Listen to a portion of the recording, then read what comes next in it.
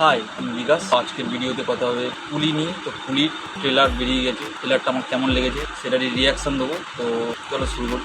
কুলির ট্রেলারটা প্রথমে ভালোটা বলি, তারপর খারাপটা বলবো। তো ভালো সবথেকে আমাকে লেগেছে নাগার্জুনাকে আর হচ্ছে আমির খানকে। দুজনকে যেভাবে দেখিয়েছে, আমির খান অনেক দিন পর এইরকম একটা কমার্শিয়াল সিনেমায় কমার্শিয়াল রোল প্লে করছে। আমির খানকে ব্যাপক লাগে যে আমির খান ক্যামিওতে আছে, কিন্তু যেটুকুনি দেখিয়েছে ব্যাং অন। আর সবচেয়ে ভালো লেগেছে নাগার্জুনাকে। তো নাগার্জুনাও অনেকদিন পর এরকম একটা হার্ডকোর একদম ফুল অন মশালা কমার্শিয়াল সিনেমায় নাগার্জুনাকে দেখছি।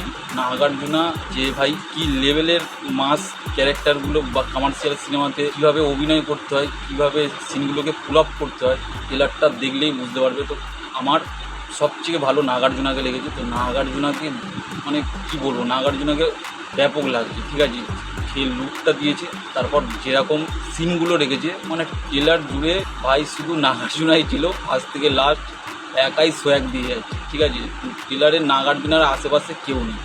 সিনেমাটা মেন হিরো হচ্ছে আমাদের রজনীকান্ত, আর নাগার্জুনা হচ্ছে ভিলেন। তো ভাই ভিলেন যেমন রোলেক্সের ক্যারেক্টার ছিল, তো রোলেক্সেরই বাব লেভেলের হচ্ছে সাইমনের ক্যারেক্টারটা হতে চলেছে নাগার্জুনার ক্যারেক্টারটা। তো সেটা ট্রেলার লেভেলেই বোঝা যাচ্ছে। আমার নাগার্জুনাকে বেস্ট লেগেছে, তারপর আমির খানকে ভালো লেগেছে। আর এতে আরও অনেকে আছে, উপেন্দ্র আছে, সত্যরাজ আছে, সব বড় বড় সুপারস্টারকে নিয়ে লোকেশ কানাগরাজ কুড়িটা বানিয়েছে। ট্রেলারটা খুব একটা মানে এক্সট্রা অর্ডিনারি ট্রেলার হয়নি, কিন্তু ট্রেলারটাকে ভালো বানানোর জন্য আমির খান আর এদিকে নাগার্জুনা ট্রেলারটাকে মানে ঠিকঠাক জায়গায় নিয়ে গেছে। তো ট্রেলারটা অতটাও খাস হয়নি। ঠিক আছে, তো খারাপ যেগুলো লেগেছে সেটা হচ্ছে এতে লিড প্লে করছে রজনীকান্ত মেন হিরো। তো ওকে যেভাবে দেখাচ্ছে ট্রেলারের মধ্যে, আমার সত্যি কথা বলতে একদমই ভালো লাগেনি।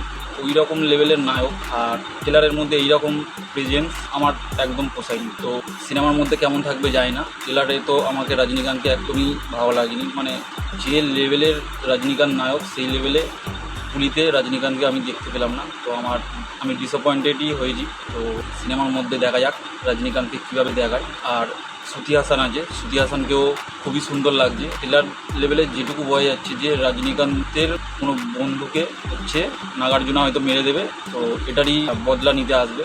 যেমন রজনীকান্তের পুরাতন যে সিনেমাগুলো আছে, বাদশা, ওটা রিমেক হয়েছিল আমাদের বাংলাতে, মিঠুনের গুরু সিনেমাটা। তো ওই রকমই রিভেঞ্জ ড্রামা থাকতে চলেছে, বন্ধুকে মেরে দেবে তো বদলা নিতে আসবে। তো সিনেমায় কী লেভেলের অ্যাকশান হবে সেটা ট্রেলারে বোঝা যাচ্ছে।